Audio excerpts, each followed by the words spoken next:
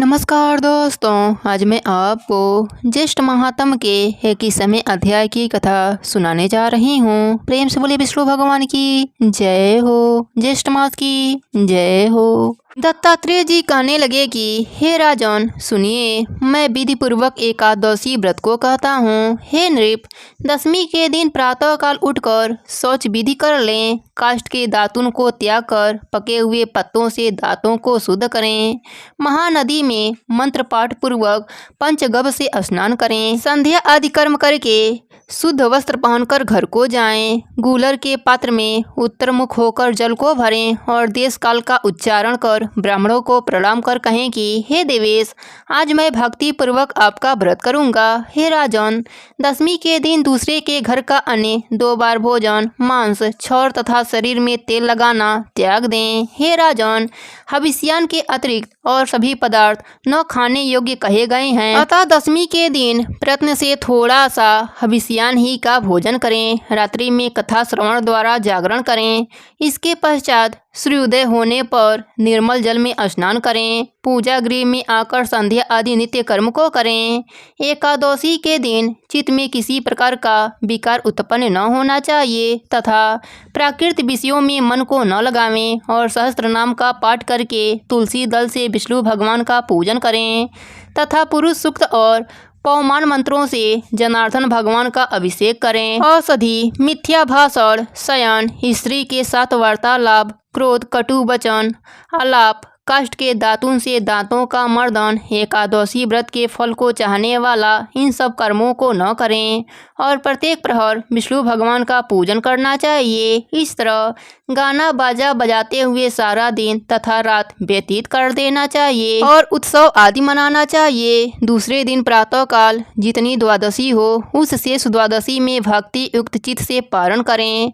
पारण न करने से पुण्य की हानि अवश्य होगी, इसलिए सर्वप्रयत्न से द्वादशी में पारण करना शुभदायक होता है। हे वश्य, व्रतियों को संपूर्ण व्रत की सिद्धियों के लिए द्वादशी में पारण अवश्य करना चाहिए। पारण के दिन बहुत से ब्राह्मणों को भोजन करावें। जो असमर्थ हो उनको 12 ब्राह्मणों का ही भोजन करा देना चाहिए। पूजन सामग्री से पूजन कर तपस्वियों को भोजन करा देना चाहिए।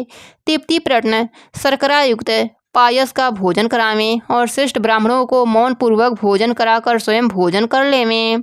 पराय अन्य न खाने योग्य वस्तु, मांस, उड़द, तेल, स्त्री सेवन, मधु, औषधि, दूसरे की चुगली, हिंसा, कांसे के पात्र में भोजन करना, पान खाना, हजामत और 2 बार भोजन करना, यह सब ऊपर कही गई सब बातें द्वादशी को त्याग करें। सब व्रतों में यह उत्तम व्रत 3 दिनों में साध्य होता है। हे नृपश्रेष्ठ, एकादशी के दिन भोजन नहीं करना चाहिए और अन्न का तो सर्वथा त्याग कर देना चाहिए।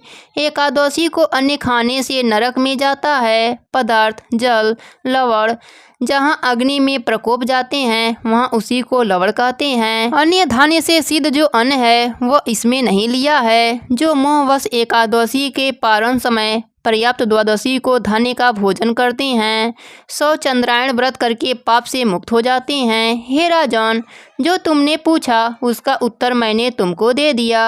राजा पुलिंद कहने लगे, हे तात, परम अद्भुत जो रहस्य कहा है उसके अनुष्ठान के लिए मुझ में शक्ति नहीं है, क्योंकि मेरा शरीर अत्यंत जर्जर हो गया है। इसलिए कृपा करके इसके सार के सार को ठीक ठीक कहिए। हे भगवान, सार पदार्थ समस्त कर्मों के होते हैं। दत्तात्रेय जी बोले कि हे महाबाहो, मैं परम अद्भुत रहस्य तुमसे कहता हूँ जिसके अनुष्ठान मात्र से समस्त कार्य सफल होते हैं। हे राजन, ज्येष्ठ मास के शुक्ल पक्ष की एकादशी को निर्जल व्रत करो। इसके करने से सब पूर्ण हो जाता है, इसमें संशय नहीं है। राजा पुलिंद बोले कि हे दत्तात्रेय जी, ज्येष्ठ मास की एकादशी निर्जला क्यों हुई? दत्तात्रेय जी कहने लगे कि हे राजन, प्रथम राजा प्राचीन वही ने एकादशी के दिन संपूर्ण व्रत जल रहित किया, इसलिए यह एकादशी जल वर्जित हुई। निर्जला नाम से प्रसिद्ध एकादशी पापों का नाश करने वाली कही गई है। यह कह दत्तात्रेय जी चले गए। पश्चात राजा पुलिंद ने भी इसको विधि पूर्वक किया। इसी एकादशी व्रत के अनुष्ठान मात्र से राजा पुलिंद दूसरे जन्म में प्रहलाद नाम से भगवान का श्रेष्ठ भक्त हिरण्यकश्यप का पुत्र हुआ। श्री वेद व्यास जी बोले लगे कि हे भीमसेन, यह प्राचीन इतिहास मैंने तुमसे कहा, इसके श्रवण मात्र से तुम्हारे सब संशय दूर हो जाएंगे। अब तुम क्या सुनना चाहते हो? भीमसेन कहने लगे कि हे पितामह, आपकी कृपा से सब मोह नष्ट हो गया और मुझको स्मरण शक्ति मिली। हे तात, व्रत करने के लिए मैं तैयार बैठा हूँ। निसंदेह मैं आपके वचन का पालन करूँगा। स्कंद जी कहने लगे कि हे ऋषियों, वेद व्यास जी के कथना अनुसार इस व्रत को भीमसेन ने किया और चक्रपाणी भगवान विष्णु की कृपा से सब पापों से मुक्त हो गया।